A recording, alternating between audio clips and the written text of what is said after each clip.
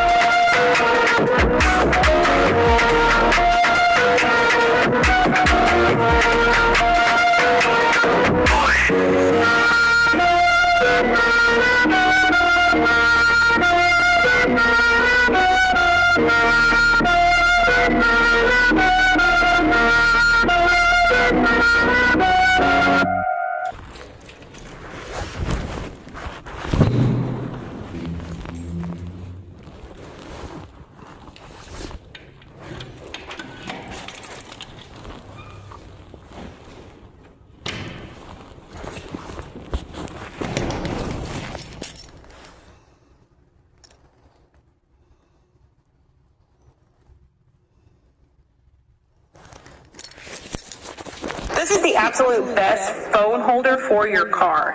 Your phone clips right into it and it attaches to your rear view mirror. So if you have a rear view mirror, this is for you. You don't have to worry about trying to attach it to your bin or your cup holder or taking up space anymore. It's Number 2 is not the goal.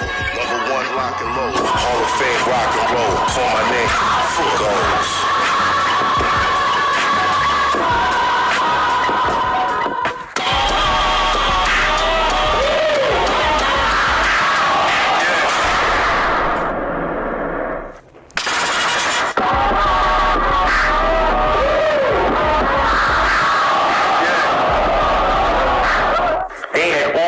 Scoping me down, John Gotti Jr. and his crew. They were already eyeballing me. They knew what I was doing. And I'm in my red beret, my red sateen jacket. This is 92, right? Right, come out at the same time, June 19th, 1992. They had tried to pick me up 9 different times because they knew I would hail a cab. On the 9th occasion, just like they were ready to pack it up for the day, who jumps in the back of that yellow cab? Curtis Lee. And to get the yellow cab, an Irish cab driver left the keys in the cab outside of a XXX rated theater near LaGuardia. It was prearranged. They took the cab to the Jamaica Salvage Yard, which was beyond the right field wall of Shea Stadium back then. Carmine Agnello, the son-in-law, had the biggest chop shop in North America.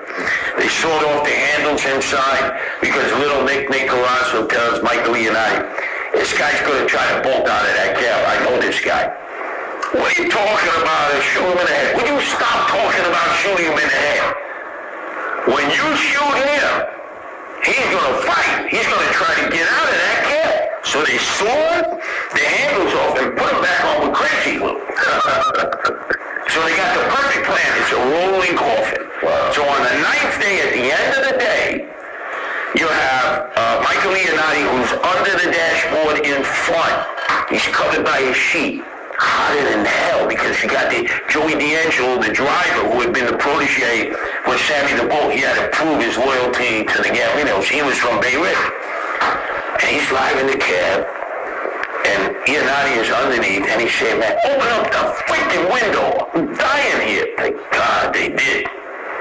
They opened up the window before I jumped in. So I jumped in the back. I got the New York Post, the Daily News, 24-hour newsstand. I'm reading sports because that sports is pleasurable. Current events makes you nauseous. You know, it's like, it gives you a migraine headache. So I got it spread out. I'm reading. I say, Madison Square Garden. No problem, Curtis. I said, wow, I hit the lottery. Because back then, your typical cab driver is probably tending goats outside of a Mont Jordan a week before. Didn't know how to drive a cab. Didn't understand English. You basically had to So I'm figuring, wow, I hit the lottery. A guy who speaks English, understands where we go. He had the Irish walking cap on. And knew who I was.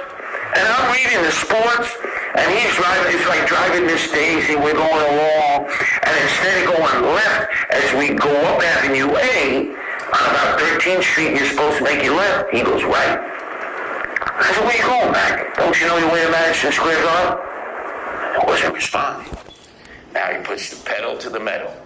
And back then, man, this is before Rudy, there are potholes everywhere.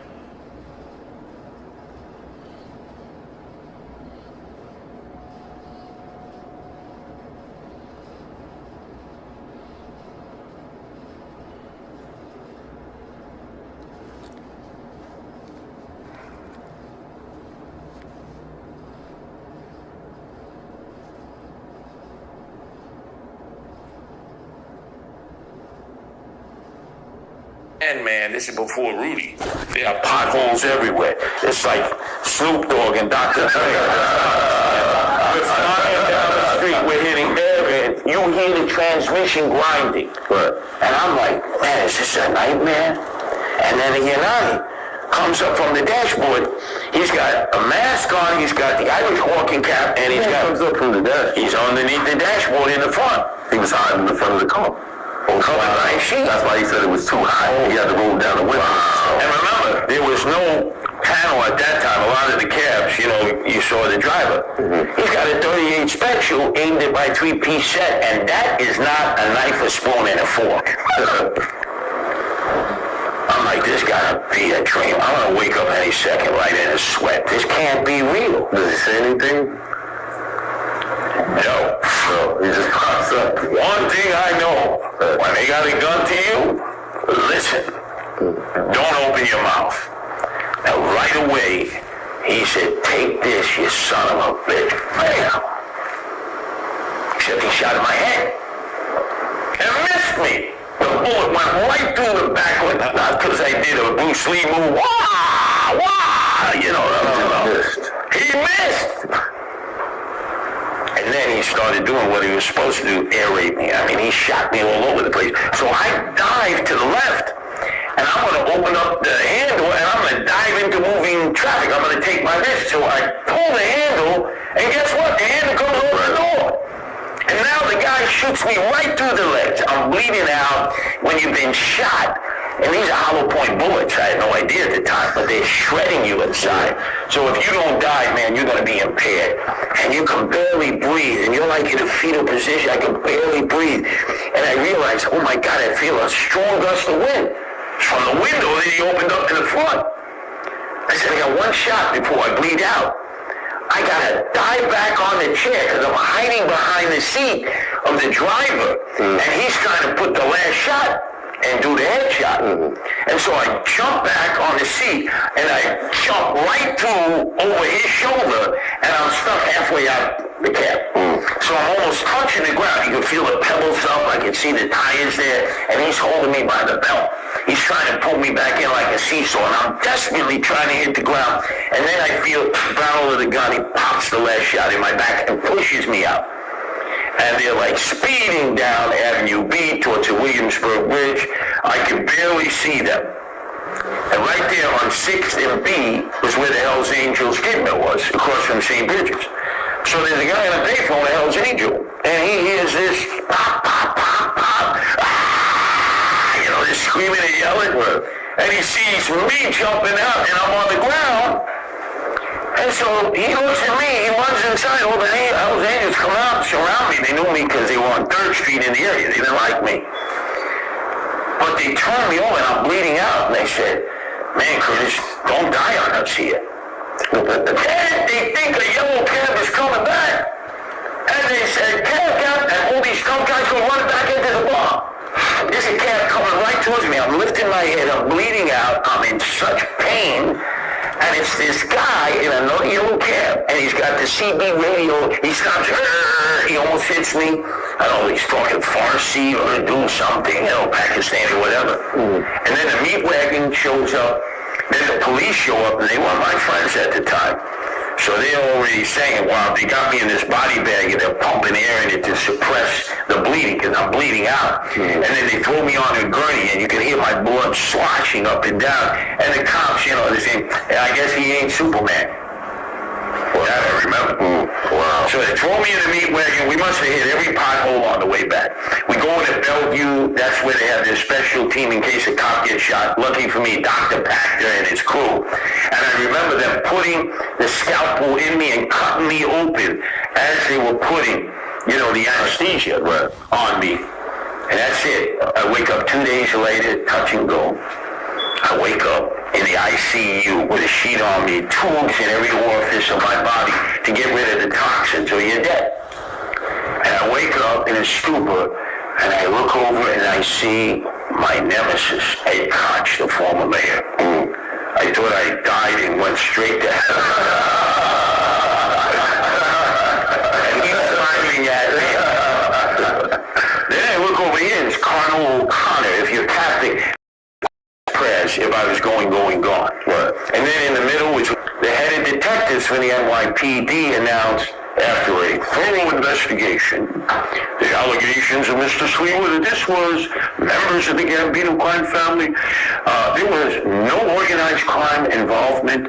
We're closing the case. And I was devastated. Because I knew who it was. I knew who it was. And it lingered for 12 years, and then people were saying, they would call me up at night, I was on the radio. I said, did the cab end up being, abandoned by the Williamsburg River? People just playing with me. You think they paid the police? The 9th precinct there was corrupt at that time. But to be honest, there just weren't enough police back then. And D'Angelo, for the kidnap and attempted murder of me, multiple charges. I find out from the U.S. Attorney's Office that a snitch had told them years before what had happened, but they didn't want to give up the guy who was inside the Gambino crime family, because they said, F. Sweetwood, he's got a big mouth, he probably deserved what he got for the way he was talking about the mob. They just didn't like me. If they had arrested them then on this informant who was in the Gambino crime family, he would have had to testify, so he would have given up, his hidden identity, so to speak. But this was a big case. Donnie Jr. would have went to jail forever for the conspiracy, the RICO conspiracy to have me whacked on the orders of his father. Deliver lasting comfort. Arch Support eases pain, keeps autumn walks comfortable and strong. Waterproof shoes built to last. Handle wet leaves, tailgates, rainy hikes, aging into rich patina. Ankle guard locks in stability, protecting against sprains when trails get slick. Grip tracks, soles keep steps steady on tailgates, pumpkin patches, sidewalks. Lowest price guaranteed. Plus risk-free 30-day trial and free returns.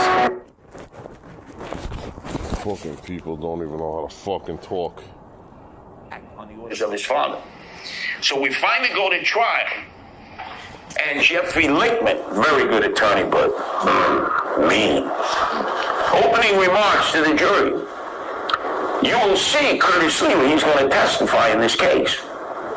My client, he was the underboss of the Gambino crime family. We're not going to argue that. His father made him the underboss. The father obeyed his son, John Gotti Sr.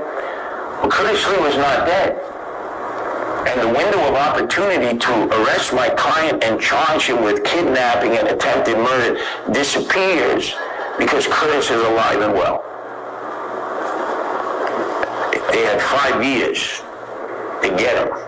So that's all Statute of limitation. 4 trials we went through. The first trial, the jury came back 11-1 to convict. You get a chance to talk to the jurors afterwards if they want to talk to you. And the media, they want to talk to me. So they said, well, you can talk to the jurors. So I said, well, who is the holdout?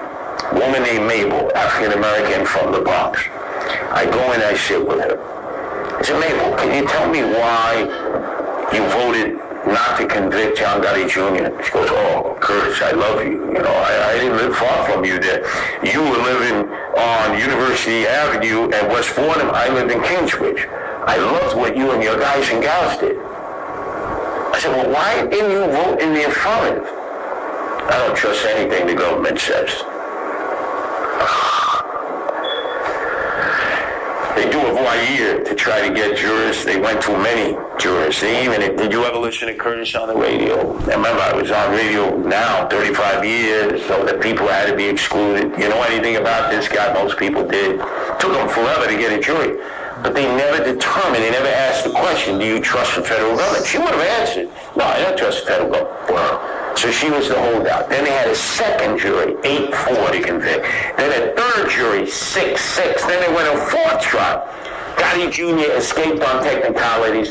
Michael Leonardi got 20 years for shooting me multiple times. Judge Shira Shinman put him away. And D'Angelo had testified. He became a cooperating witness. So his story of what happened in that cab matched my story. But John Gotti Jr. now lives in Oyster Bay, Long Island, and pleads poverty. He has all these properties that his father had stolen from other people and collects the rent. And that's how he lives. So every time I hear the name John Gotti Jr., I say, man, you should have been doing triple life without parole. Because I got messed up physically from that. How did you react to it? Was there tension between you and Lisa? How did the Angels feel about it? Did they want to go out and get street justice? What was going on? No, it was Gotti, organized crime, and the Gambinos. At that time, I remember they were the biggest of the big. I had Guardian Angels resigning, not because they wanted to, but their moms and dads said, you don't want to be anywhere near Curtis. They're going to finish the job. When he gets out of the hospital, they will finish the job, because this guy doesn't stop. I kept talking even when I was in the hospital. Even when you was in the hospital? What you say? I tell him who did it. Cops are corrupt, the 9th precinct. I didn't know the specifics of who did it, but I said, it's the Gottis and Gambinos. How do you know? I grew up with these guys. This is their methods of operating. I said, come on. Did it make you paranoid?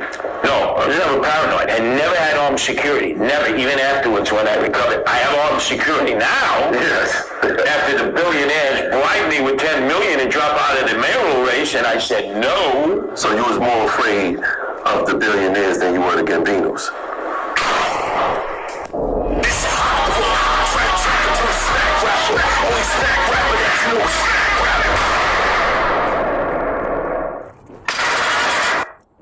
Never sue the other driver after a car accident.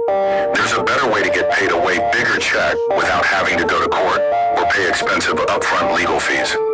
Listen, if you've been in a car accident in the past year, even as a passenger, you could be owed a significant cash payout.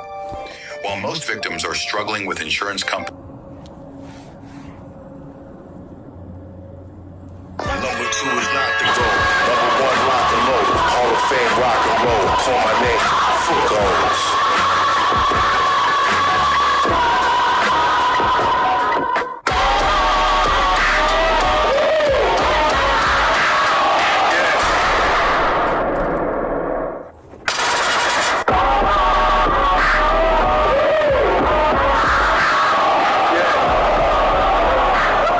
The Magnificent 13. Yes. 79 was it started? 1979. What inspired this? Well, I'm a night manager at Mickey D's. I had been living in Brownsville, Brooklyn, 74, 76 on Osborne and Hageman. In fact, I have a first Republican headquarters ever in Brownsville, and people were like, oh, they're going to burn that down, they're going to break the window. None of that. Right. You know, people were entitled to two parties. You choose what party or other parties. But no, because I lived there. Everybody knows me there. But I worked at Great Atlantic and Pacific Tea Company, AMP. I was the head of the pack-out crew at night, Forster Avenue, Rockaway Parkway, across from the 69th precinct. But they started folding up stores. So last hired, first fired. So I get fired. I'm sitting there with my wife, my maiden name Corinne Drayton. She was from the Virgin Island. And I'm looking at the Daily News when it used to be fat on Sunday and in the back. I mean, fat with advertising. Now it's like one sheet. So I see, managers wanted McDonald's in the Bronx. I said, well, the train is right there, Rockaway, I'm going to take it way up to the Bronx. I go with my portfolio. Expand the portfolio for McDonald's. Yeah, I had a whole portfolio. I had done a number of things as a kid, nationally recognized. I'm not interested in that. We just had a guard shot and killed in a robbery at East Fordham and Webster, and the manager won't come in at night. I need to get you trained up. Are you willing to go there? I said, certainly. Certainly. Why did you say certainly? Well, because I knew more about being a bouncer than I did about being a manager at a Mickey D's, because I was good with my hands. Right. So they trained me basically, max fries, strawberry shakes. Yeah, okay. I hated that job. Man, I hated Mickey D's. Yeah. So then they transferred me to East Fordham Road in Webster. I'm the night manager, and the manager is the mad Chinaman Don Chen. He is this huge Chinese guy. He's about 280 pounds, 6'2". He had been a member of the Savage Skulls. He had all the pictures and that. And he sits me aside and he goes, look, the guard unfortunately got shot and killed, and the manager at night quit. You can either do it Ray Kroc's way, the McDonald's way, or you can do it the Don Chin way. If you do it the McDonald's way, I'll give you the best eulogy you ever had. Let 6 people carry your casket, but you're going to be dead. Right. That feeling when your friend drops their shiny new rewards card and you realize you could use one too. Then you remember Intuit Credit Karma gives you recommendations. Right. You do it my way. So you hire your crew to cover your back. Because that's when gangs would come in and out. They'd wreck the place. The moment those gang guys came in with their colors, the rockets and the patches, you knew they were up to no good.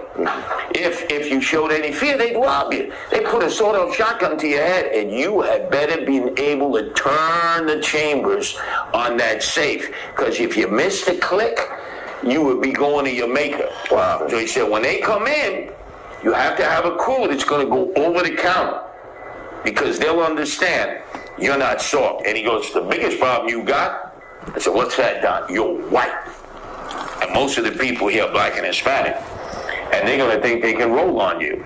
I said, okay. So I learned from the best. When you came into the cooking area there, because I couldn't cook a burger if my life depended on it. I had a black belt from Betty Crocker. I could cook to kill. But I knew how to manage people. Right. We had bats, sticks, pipes over the warmers. To work at McDonald's. Right. And I hired my closing crew. If you were just coming out of Rikers Island and you were tough, you were down. You were part of the crew. You got the job. Just had to be able to go over that counter. Mm-hmm. Now, it's not like I was going over the counter every minute, but towards like 12 midnight to 2, and I had to take the bag stuffed with the money across the street and put it in the night depository box. All the vultures and buzzards were eyeballing you because it was like $4,000. Everybody there wanted max fries, strawberry shakes, and there'd be lines out the door. And they had the Loews Theater up the hill near where Alexander's used to be. 3 kung fu flicks for $5, and they all thought that they were Bruce Lee coming in there. In fact, sometimes they were so cheated up. Their eyeballs were like little slits. I said, watch this. They want Max. And I would pull the meat out of the Max and put more Max sauce. And these guys, you know, they had the $100, they had the Philly roll, $100 on the outside, all singles, so they pay right, and they bite into the Mac. You can see them in the Mac sauce would go all over their face, and they love their Mac sauce. They didn't even know there was no meat. Because it was so cheap enough. But that's what you had to do to survive. That's why you had beef. Yeah.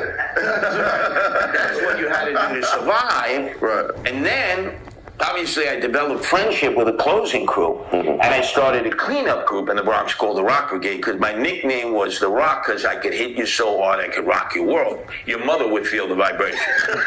So they called me Rock. Right. Rock Brigade, we cleaned up the Bronx, and then eventually I realized we're going home late at night.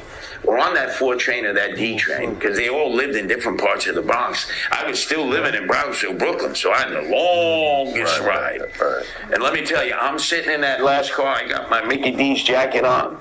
I got my boom box. I'm sitting there, and they would come through with their Kangos, right? The reverse sheepskin coats, and they'd be singing, Manhattan makes it and Brooklyn takes it, and they'd be eyeballing me. So I had Some things don't change. Some things just and then don't they change. surround you. Right. And, you know, then they do the chicken dance. You know, the chicken dance. Bam. And a lot of times they didn't expect that. Because I had the jacket, Mickey D's, you know, I looked respectable. The boom, they wanted to play. They wanted the boom box. What were you bumping? Greatest rap song in the world. I'm gonna give you a selection. I want to let you. This is courtesy with Jeopardy. Rap in the Bronx where it all started. Grandmaster Flash and Furious 5. The greatest rap song of all time. I'm gonna torture you two guys now. What? The message. The message. It's all about the Bronx. Yeah. It's all about what was going on. Broken glass everywhere. Right. And then it was Starsky, DJ Starsky. They were running jams in Roosevelt High School in the back. You know, plugging into the light poles and doing their jams. And then they would come over late at night to the Mickey D's. Most times they were cool, calm, and collected. I got to meet most of them. They were pretty much all partied out by the time they got to Mickey D's. Well, you know, when you're smoking that Chiba, you get the munchies. So they'd be buying a bag of cheeseburgers, you know, regular hamburgers, fries. The worst food in the world. I call it ICU-ER food. You eat Mickey D's or Burger King or worse, KFC, Kentucky Chicken, worse, Kansas Chicken. You are definitely going to the ICU and the ER because you don't have really good food choices. Right. Everything's fast food in the hood. Everything. And that's why people end up with so many health issues related, because all you see is it's really bad for you. I mean, look, I made it. Right. I served it. I regret Serving. watching people come in there that you knew had health issues. They were too heavy, diabetes, stroke, heart attacks at a very early age. You know, diabetes, you start chopping your foot off, fingers off. Horrible. And that fast food is good, and a lot of times it ain't even warm. I would have made sure it was cooked to water, which kept everybody alert. But a lot of times, you know, they pack up the bin. You end up with that Big Mac. It tastes like, what is it, been in the bin for 3 hours? Well, they don't care. Yeah. But it's really not good for you. So how did that lead to the Guardians? Well, now it's late at night, and everybody's got to go home. And I told them, because I had this idea in Brooklyn, and I would tell people, first in Canarsie, where I came from, so the Supreme Cuisines, and then the brothers in Brownsville. I said, you know, we should be patrolling the trains. You had the LL train, lousy line, Rockaway Parkway, and then you had Rockaway Avenue, you had the T train going up to the Bronx. They looked at me like I had all the furniture upstairs and rearranged in the wrong rooms. In Italian, we had word to box, itched, you know, crazy. So it wasn't flying in Brooklyn, but by the time I got to the Bronx was burning down. Everybody, I mean, nobody paid attention to the Bronx. So when I shared my ideas, a lot of the young men and women said, that might work. So I said, guess what? This is your lucky day. Ray Kroc is going to pay for your time on the train with me. We were called the Burger Boys first. Then the Magnificent 13, because it was only 13. No. Definitely not.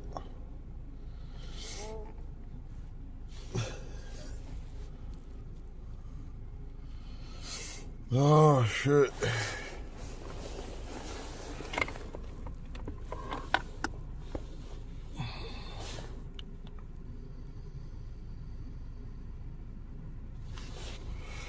Fuck, dude.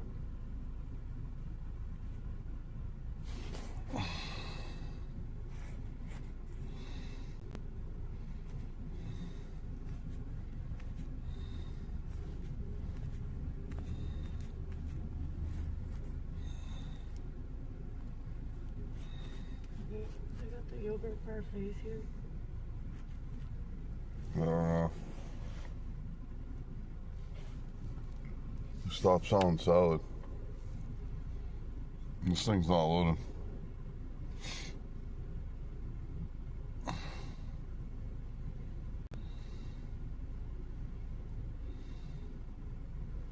Used to look good when yogurt parfaits. Baby, it happened way too much. What? You're getting a fret.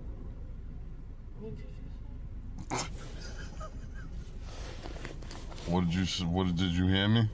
I didn't. Well, too bad.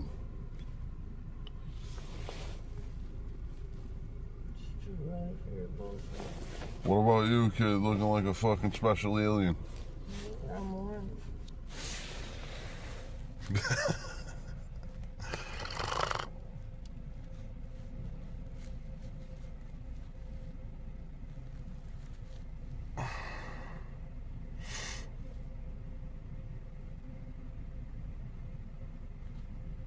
Why is everything gotta be complicated, dude? Why?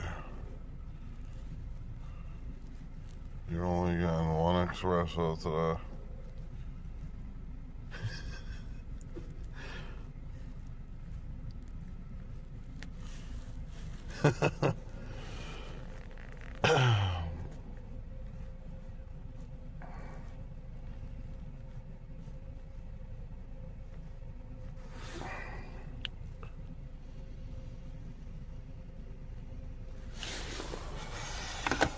The fuck?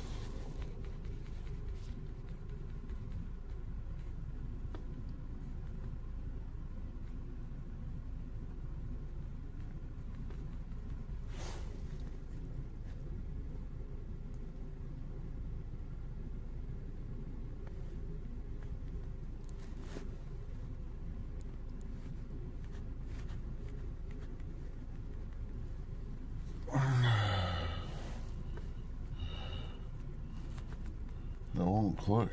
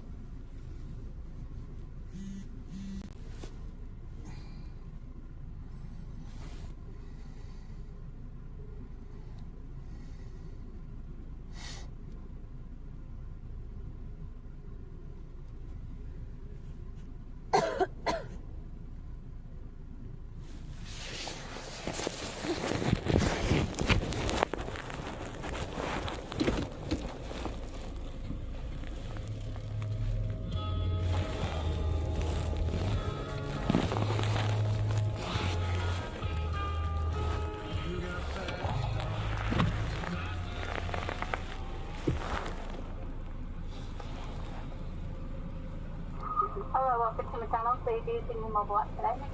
Yeah, NW28.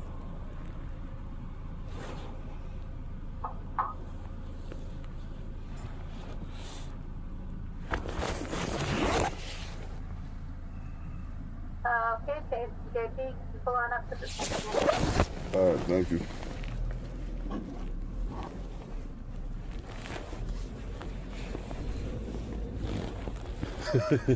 You're looking what it is, kid.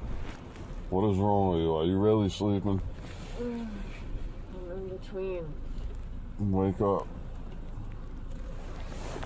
I did wake up. That's the reason why you're on time today. Oh, don't start with me. See? You fell back asleep. Yeah, why? Whose fault was that? That was yours. You told Alexa to stop. Not yours.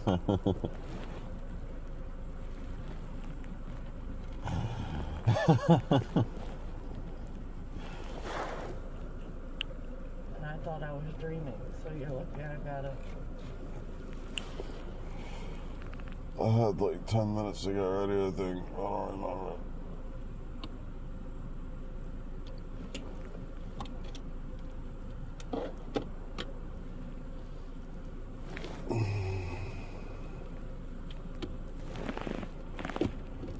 Oh, shit.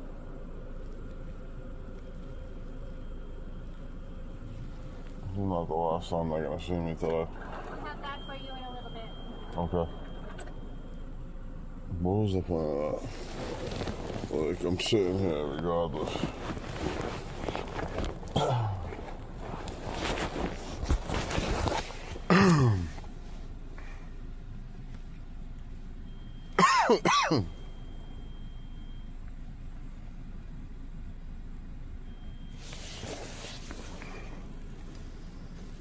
God in Latin is Deus, D-E-U-S.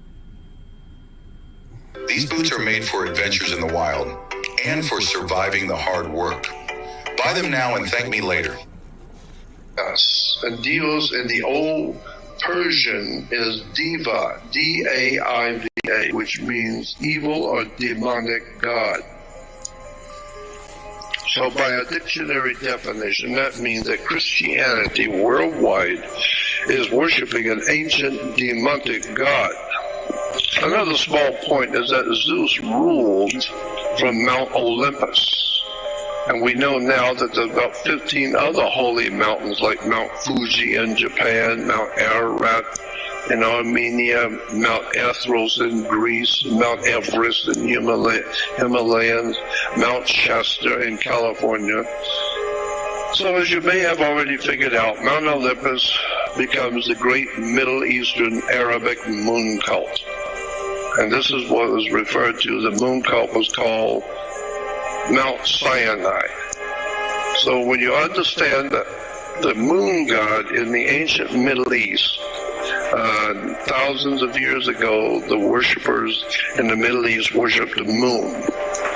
And this is why today they still worship the moon in the Middle East, and that's why their holy days and the Jewish holy days today are still after 6 o'clock in the evening. So Jews count their days from 6 in the evening to the next day at 6 in the evening. So from sundown to sundown is the Jewish day. While Christians are worshiping the sun, God's sun, the light of the world. Of course the sun's the light of the world. So the Christians who are worshiping the sun, they count their days from the sunrise to the next sunrise. Well, Jews count it from the sunset to the next sunset. Why? Because in the Middle East there was a worship in the ancient world of the moon god, and the moon god came. He lived in the mountains. If you were if you were in Egypt or on the Sinai desert, west of the Sinai, you look every evening in the east. Look every evening in the east. At about 6 o'clock, the moon would come up from the mountains. There's a high mountain range in Sinai. So about 6 o'clock, the moon would come up behind the mountains. So to the ancient people, the moon worshippers, they said the moon was their god. and that he lived, obviously, he lived in the mountain. Why? Because every night, every evening at 6 o'clock, he finally wakes up and comes to see the world. And so it's at 6 o'clock, the moon god comes out. So that's why today the Jews are still worshiping the moon god and have their holy days after sundown. And they will even tell you they have a lunar calendar. Of course they have a lunar calendar because the very word Sinai comes from the moon god's name. Go look this up in a dictionary. Go look this up in any dictionary. Look up moon god in the ancient Middle East, and his name was Sin, S-I-N. That's not a word that we use in Christianity for the falling short or doing something bad and you committed a sin. No, Sin, S-I-N, was the name of the moon god in Arabia. That was his name, S-I-N. And in the ancient Arabic tongue, it goes back to the mountain of the moon god. And the mountain was Ai. And so you put the god of the mountain, Sin, in front of his home, the mountain Ai, and it becomes Sinai. So Mount Sinai is Sin Ai, the mountain of the moon god Sin, who lives in the mountain Ai. So when we hear all these wonderful stories about Mount Sinai and the holiness of Israel, and then you come to find out that actually, no, if you go back and do some research, you'll find out that no, the god was Sin, he was a moon god, and so his worshippers during the Middle East, would worship him after 6 o'clock in the evening, because that's when the moon god comes out. And so there's where we get the holiness of Israel, and our holy days of Israel today is after 6 o'clock. They have holy days after 6. Why? Because of the moon god Sin. That's why if you go into Egypt, if you go into Israel today, you're going to a synagogue, S-I-N. In America and England, it's S-Y-N, but in Israel, it's spelled S-I-N. Synagogue. Synagogue is a house of the worship of the god Sin, S-I-N, the moon god. So, let's understand that the whole of Jewish religion is based on the ancient moon god Sin, and the whole idea of the house of Sin was the house of synagogue. And that all of this goes back to the old ancient moon worshippers and the holy days after sundown and all that kind of thing. This just opens up a small portion of a bigger story. And so we'll have a lot of things to talk about in the future in relation to the general idea of Judaism and Christianity. Where did they come from, and what are some of the background of the teachings of both the Jews and the Christians? Where does it all come from? The whole of religion is a totally misunderstood idea in the human mind. I don't care what religion you belong to, there's more to the story than meets the eye. And there's so much, and I'm giving you this pretty much off the top of my head. I didn't have time to sit down and write notes about things I want to remember, so I'm just struggling to try and remember and keep it as keep it flowing in a line. Now, the reason why I say I am totally sure for myself that Judaism was developed as a religion by the Knights Templar Masonic Order, probably in, as I said, the late 9th, 10th, and 11th, and maybe even the 12th century AD, because the Vatican, in its worship of and that's another story, the God of the Vatican is not Jesus. It's not Yahweh of Jehovah of the Hebrews. The God of the Vatican, if you want to write this down and go do some research on it yourself and see if I'm right, go do some research on the God of the Vatican, the Catholic, the very Catholic Church is based on the worship of a god named Dagon. D-A-G-O-N. Very simple. D-A-G-O-N. Dagon. Dagon was an ancient Phoenician Canaanite god. You've heard of the land of Cana? Today we call the land of... This might look like just an ordinary hiking stick to you, but you're not going to believe what this thing has inside. Well, let's go ahead and start with the bottom of this thing. If you untwist it, boom, there's a flint stone to start a fire. Then you go ahead and twist off the next section, and what's stored in there? Fishing line, a hook, and a weight. And then you twist off the next section, and guess what? Spear, because you're going to need a spear out in the woods. This is the ultimate hiking stick. Guess what comes out of the next section? Who knows? Oh, guess what? A knife. Yep, definitely need a knife. The knife comes sharp and has a serrated edge on the back and a can opener as well. And then the next section, of course, has a screwdriver. Called the land of Cana, Israel.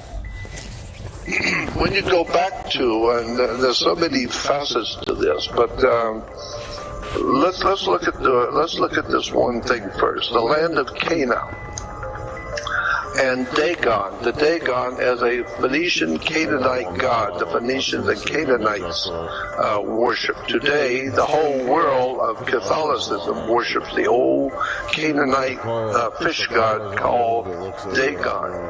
Dagon was also called Anis. Spell O-N, Anis. Anis or Dagon. Anyway, either one you look up, it will tell you the whole story of where this ancient god Dagon came from. It's supposedly he came out of the sea, and in the Middle Eastern stories that come out in the ancient world, Dagon came out of the sea. He was a god who lived in the ocean, and he came out and taught the humans how to plant food and how to run a government and all the other things he showed us how to do. And then he went back into the ocean, and every now and then he'll come out and have some new ideas to give us. And so today the Pope wears the hat of Dagon. He worships Dagon, and so he's leading the entire world. The papacy leads the entire world of so-called Christianity. It's not Christianity at all. It's Dagon worship. And so the Pope is leading the whole world in the worship of Dagon, the fish god. And this is why today there are so many Christians around the world, both Catholic and Protestant. So many Christians and so many Jews around the world, believers and non-believers. All the people around the world, including Islam, are praying for peace. They're praying for a better life. They're praying for protection. So we're always talking about, we're praying to God for this or that. Well, so many people in Christianity, Judaism, and Islam are praying for something. They're praying for hope, praying for protection. And the more they pray, the worse we go. The worse we get. The more corruption we're getting, the deeper we're getting into debt. We're waking up to find out that our whole entire world is crumbling in front of us, and there's a whole dungeon of demonic depravity coming for the world, with people being thrown into prison. Your rights and privileges and your rights and protections are all gone in America. America is in a horrible place, and she's lost everything. She's lost her jobs. She's lost her property. She's lost her freedoms. She's lost her rights and her protections. America's lost its financial support. America just lost everything, period. They've lost it all. And now the only thing left to lose now is their minds. So now Americans are losing their minds. It just shows that the whole of Western civilization is breaking down, is falling apart. Why? Because they have built their worship on things which they did not understand, and they're ultimately going to wake up and find out that the entire world of Christianity, Judaism, and Islam are all based on the worship of demonic depravity gods of the ancient world, and we never realized what was going on. We never knew. We just were born and raised into a system and accepted it, and nobody ever read anything, nobody questioned anything. So now we're finally paying the price. What goes around comes around. Now our great civilization that we thought we were promoting around the world is falling apart. Why? Because it's not real. It's based on ancient paganry, based on ancient occult sciences that we have no knowledge of at all. So before the Roman Empire even existed, in Europe, before the Roman Empire even existed, there was already millions of people living in Europe, and the Roman Empire hadn't even started yet. And so there were already a lot of people living in that area covered by the Roman Empire. And they were covered, and it took in northeast, west, and southern Europe. So the Druids were a people which we call the Europeans, or today is called Caucasians or the white man. And so the white man or the Europeans or the Caucasians were Druids. And so this was a religion before the Roman Empire. And so one of the most important symbols in the Druid world of life in Europe, and of course the Druids ran all of north, east, west, and southern Europe, which is incidentally where we get the word news. N-E-W-S is north, east, west, south. N-E-W-S, news, comes from the four corners of a continent. So the Druids were a very powerful presence in Europe. So if you were a doctor, a lawyer, or a politician, or a teacher, or anybody who had important positions in society, you were a Druid if you were in Europe. European, white man, Druid. And so the Druids were a very powerful priesthood. Now, one of the most important symbols in the Druid religion in Europe was a magic wand. Like Merlin the magician, and today we even have the orchestra leaders who wave their magic wand when conducting an orchestra. The waving of the magic wand, or Merlin the magician from England. So magic wands were always made out of the wood of a holly tree. It's made out of Hollywood. And once you understand that Hollywood is nothing more than a so-called Jewish establishment, no, Druid establishment, when actually, no, the entire superstructure of Western civilization is a religious, political, financial, military empire that has no basis with God or anything decent or anything holy. It's just basically sex, drugs, and rock and roll. It's a military-industrial complex. And then when you begin to see how when watching movies like Godfather and the third one in the series, Godfather 3, where the mafia is actually in the Vatican, dealing directly with the so-called Holy Father. And then you begin to see the connections with the Cosa Nostra and all the secret societies, the criminal societies in the world coming out of Rome, coming out of Italy. And then you get into the dark secret societies of Italian Freemasons. It is one hell of a dark, evil story. And that's why it's falling apart today, because that's the way things work. Eventually, it's all going to fall apart, and the Vatican will have to change with the times. And that's another thing we could talk about, the different symbols in the Catholic Church, where do they come from, and the words and the terms and the history. All of this is shadowed in darkness, and we're not being told any of this. So as far as I'm concerned, the Vatican represents the worship of an ancient pagan deity from Phoenicia, Canaanite deity, and it's just an incredible story of betrayal and lies and deception. All you got to do is have an honor. You gotta not only be able to look Like the Bible has Jesus saying, you look with your eyes, but you don't see. You listen with your ears, but you don't hear. And with your heart, you don't get the sense of it.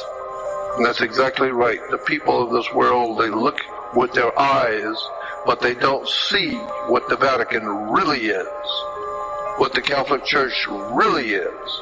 They don't see the history. They don't see it. Why? Because they don't want to see it. They're not interested to see it. And so they're making a lot of money being a part of the establishment. So everybody just goes along to get along. I've seen that all my life, people going along to get along with their organizations. Why? Because it's their money. Their livelihood depends on what they don't see. So they purposely don't see it. For me, I don't care. I do see it. And I would like to talk about it. I'd like for people to understand the Vatican does not represent Jesus. Jesus is Iousis in Greek, and it goes back to sun worship. All of this so-called Judaism, Christianity, and Islam can be traced back to the worship of the sun. And of course, they have mixed in over the period of centuries. If your morning sugar's high, don't blame the bread or rice. Blame this protein that's switched off in your body.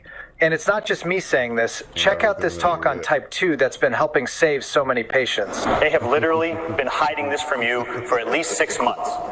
Type 2 diabetes has never been, and never will be, directly caused by eating too much sugar or carbohydrates. And it's not something you'll inevitably inherit just because someone in your family has it. It happens because a specific protein in your body isn't functioning properly, and I'm about to prove that to you.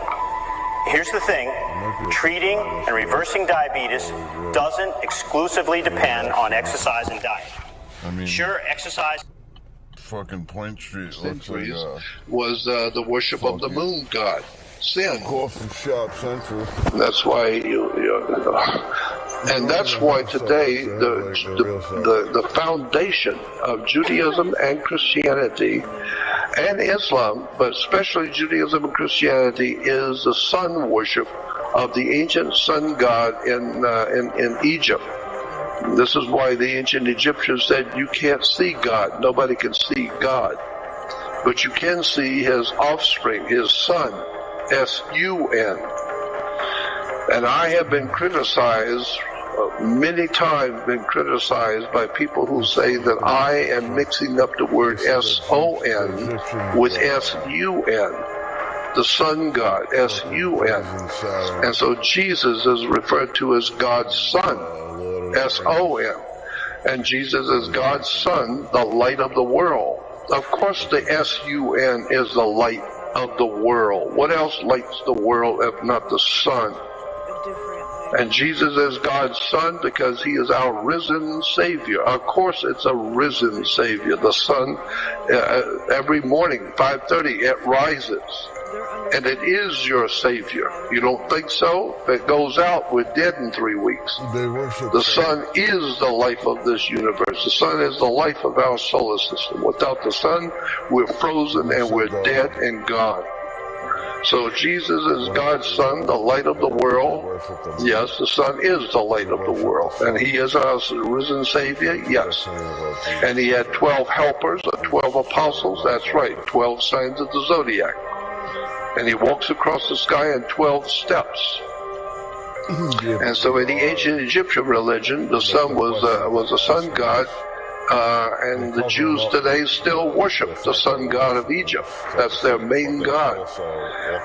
Everywhere on the earth that you go to any synagogue, this is true on any continent and any place on the earth you go, if there's a synagogue, go in the synagogue, and you will see the name of the Jewish God is in 4 letters.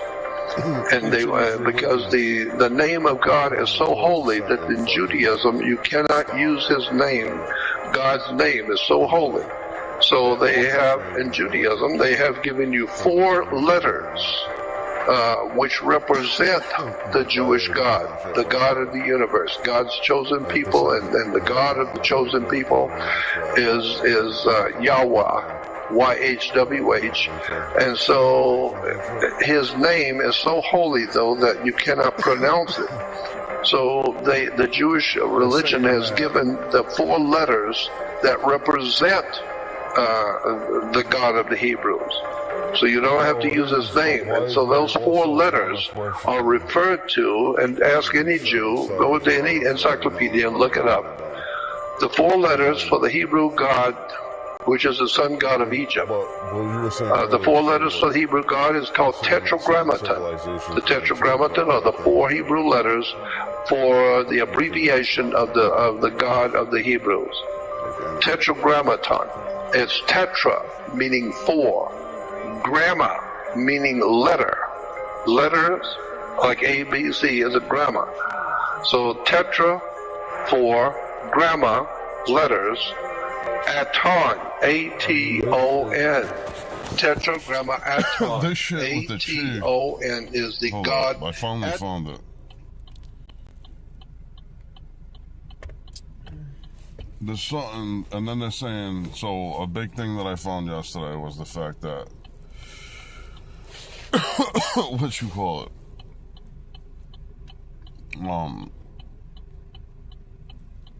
there's this is the cheat shit.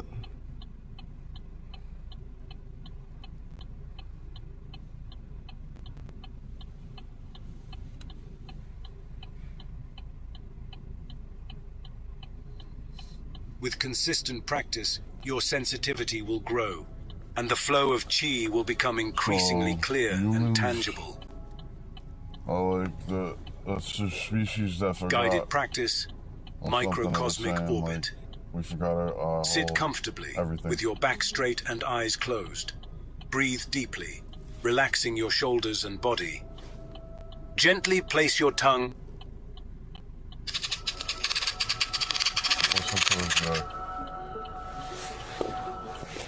I was telling you about this one day. All cells, bones, cancer tumor, this and that is nothing but energy, waves, vibrations. Cancer tumor means energy is gathering there and stagnating there instead of floating. More than 25 years ago, a man stood before the United States Congress to deliver a warning that, over time, would sound more like a premonition than a speech. He spoke of another way of nutrition, of the innate capacity of human beings to heal themselves, and of the danger facing Western civilization if it continued to ignore the natural laws that govern life. Few listened, but that message, delivered in 1999, resonated like an echo from the future. That man was Michio Kushi, a Taoist and macrobiotic master who challenged the foundations of materialist thought. Before the representatives of power, Kushi spoke of the invisible energy that sustains matter. They use terminology so-called The question is, why are they orchestrating us to still do these? In the peak of modern civilization, atomic physics leads the same conclusions. That matter is something like ghost. Matter is non-matter. Matter is vibration, energy. He revealed that matter is not something solid or permanent, but a set of vibrations organized by consciousness. And that by learning to master those vibrations, by refining our qi, we could heal diseases, extend life, and transform our reality. But his words were ignored, his message silenced, and his legacy slowly buried under the noise of a science clinging to the tangible and a pharmaceutical industry that thrives on keeping us sick. When you speak certain words, you yourself change because giving you certain vibration and also giving to someone to whom you speak certain vibration and changing also him. So words, speech, you have to choose very carefully. You can alive people you can kill people. Same thing by your own chantings or own talkings, you can alive yourself, you can kill yourself. Kushi did not speak from fantasy nor superstition. He spoke from a deep understanding of the universe and of the human body as a reflection of that same cosmic order. According to his vision, every illness is nothing more than a disruption in the circulation of qi, an obstruction in the vital flow that connects mind, body, and spirit. When that energy stagnates, disease appears. When it flows freely, health, mental clarity, and inner fulfillment arise. But accepting this truth meant recognizing that the power of healing resides within us, not in laboratories or pills.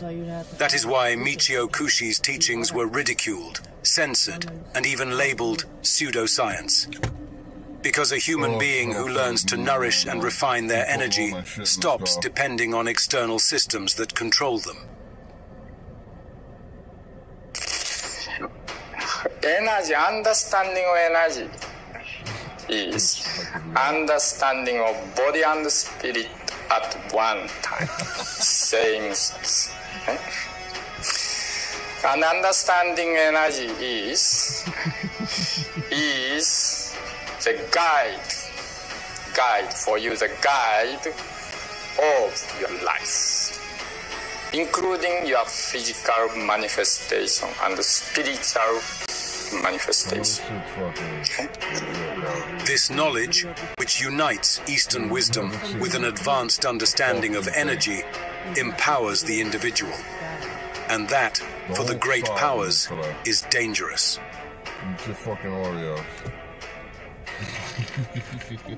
Michio Kushi, the modern alchemist. As early as 1984, Michio Kushi spoke of concepts that, for the Western public of the time, bordered on the impossible. Vital energy as the basis of matter, consciousness as a creative force, and the possibility of healing the body through inner balance. Kushi taught that there are two fundamental currents in nature, yin energy and yang energy. One represents matter, rest, nourishment, and receptivity. The other, movement, action, the fire that transforms. One rises from the earth, the other descends from the cosmos. Life is nothing but a dance between the two, a dynamic balance that, when broken, gives rise to suffering. Through food, thought, breathing, and intention, human beings can restore that harmony. That is why he emphasized food so much. Food, he said, does not merely nourish the physical body, it is a material manifestation of qi. Natural foods, grown in balance, keep energy clean and flowing. But the modern diet, industrialized, unbalanced, and loaded with artificial excess yang, blocks the circulation of qi, generating illness and mental confusion. For Kushi, the true revolution was energetic and spiritual.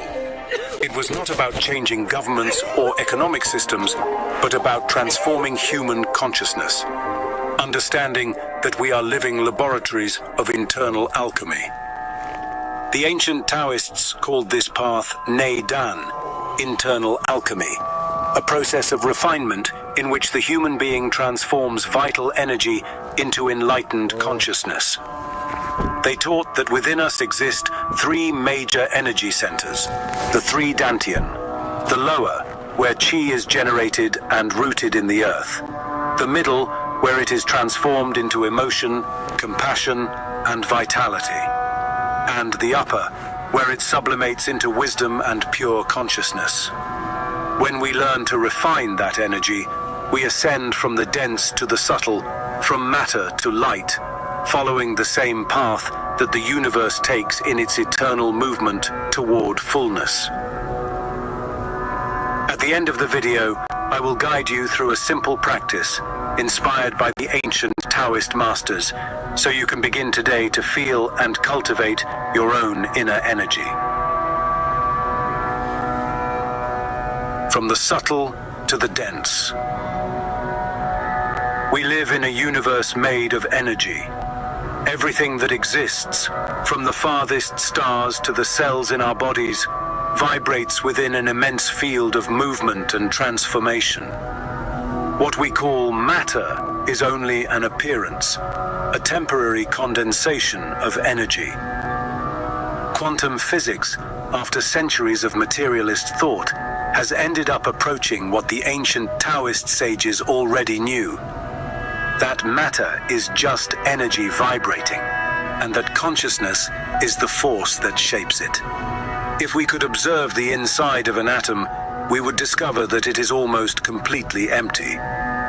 More than 99.9% of its volume is empty space, a vast ocean of potential in which subatomic particles appear and disappear, sustained by an invisible energy known as the quantum field. At that level, reality is not composed of objects, but of probabilities, and each particle exists as a latent possibility until consciousness observes it. Qi, the vital force that animates the universe. As early as the 1980s, Michio Kushi was sharing in the West ideas that ancient Taoists had taught in the East thousands of years ago. He spoke of the vital energy that permeates all that exists, the one the Eastern sages called Qi, the invisible force that fills the void and gives life to all forms. In Taoism, Qi is the manifestation of the Tao in motion, the breath that shapes the universe, creating galaxies, solar systems, and planets. It permeates everything. It connects everything. According to this vision, the human being is a microcosm of the universe, a reflection of its order and harmony. Qi flows through subtle channels in the body, concentrates in energy centers, the Dantian, and can be transformed through conscious practice. This energy, though invisible, can be felt in the warmth of the body, in the pulse of the heart, or in the vitality of nature. When Qi flows freely, we feel vitality in the body, balance in emotions, and a deep spiritual connection.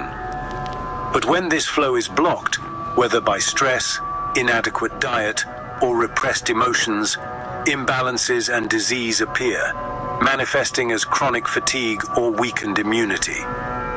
That is why the cultivation of Qi occupies a central place in Taoist internal alchemy, Naidan, whose purpose is to transform vital energy into consciousness and spiritual expansion.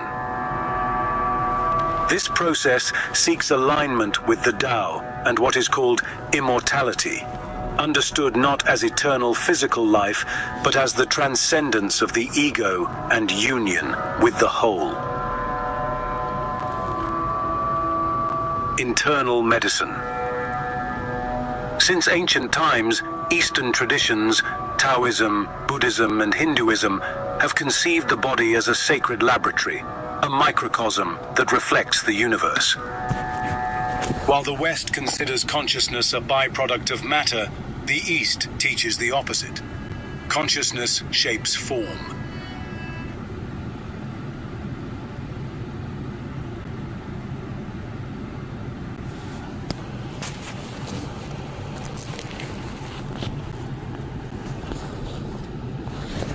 Them marched the same distance, but told some they had marched 10 miles, others 20 miles, and others 30 miles. Surprisingly, the synergic theory states that there is a basic organization of space. This basic organization would be like a matrix, a grid, a lattice-like structure whose fundamental state is total coherence and symmetry.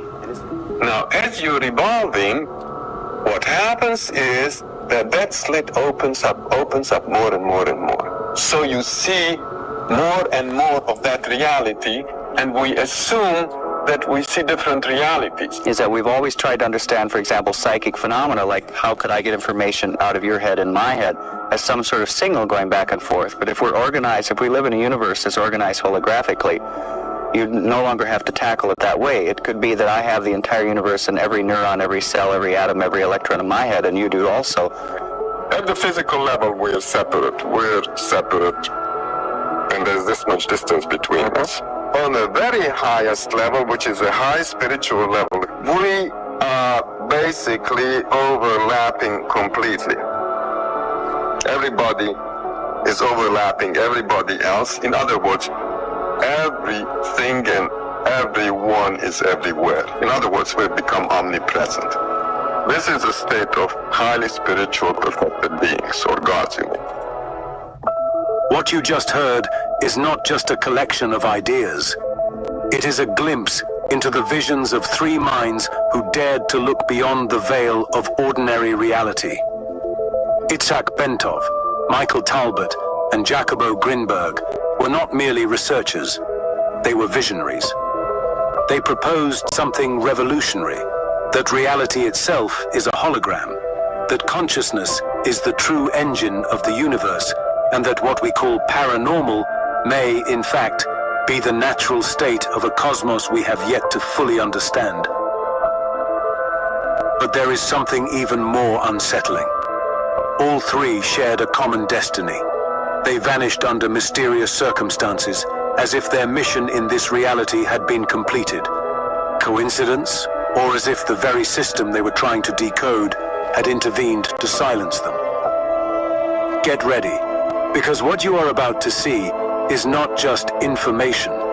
It is an invitation to expand your awareness, to question everything you thought you knew, and to explore the true potential of your own being.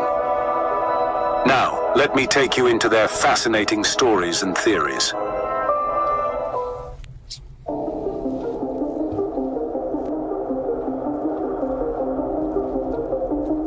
It was 3 in the afternoon on May 25th, 1979. American Airlines Flight 191 was set to depart from Chicago, bound for Los Angeles, but it never reached its destination. Just 31 seconds after takeoff, the unthinkable happened.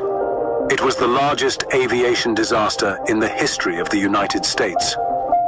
Along with 272 other people, this tragedy claimed the life of one of the greatest scientists in the field of human consciousness, Itzhak Bentov. Itzhak Bentov was an innovator in the research of human consciousness and the intersection between science and spirituality. Without formal academic training, his innate curiosity led him to develop numerous revolutionary inventions, such as the steerable cardiac catheter, and to found a multi-million-dollar biomedical company that still exists today. Bentov's studies and experiments on human potential and the nature of reality were so innovative and revealing that they caught the attention of the CIA. During the 1970s and 1980s, at the height of the Cold War, the CIA led projects to explore the limits of the human mind. They sought to harness abilities such as remote viewing and telekinesis. The goal was to gain an advantage in espionage and psychological warfare against the USSR. In this context, Bentov became crucial. His theories on the electromagnetic energy